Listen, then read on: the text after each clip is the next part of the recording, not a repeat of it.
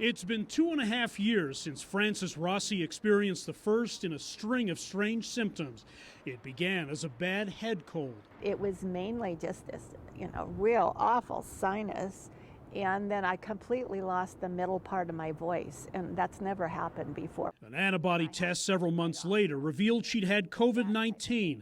Time spent in a Facebook support group made her realize The light went on finally, and I thought, aha, other people are having the same thing. It's COVID that lasts. the U.S. government estimates between 7 and 23 million Americans currently suffer long-term effects of COVID-19. 1 million of them can no longer work. The reality is the extent of the condition is as elusive as its cause. Rossi is enrolled in a study here at University of Colorado Hospital that aims to find out why some people in the population are more prone to get long COVID than others. Some other questions national researchers hope to answer. How do people recover from a COVID infection?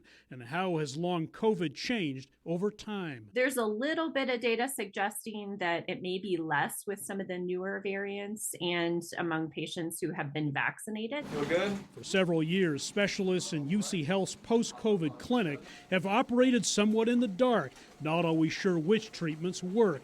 They've learned to use a slower, more graduated approach to physical rehabilitation, for example.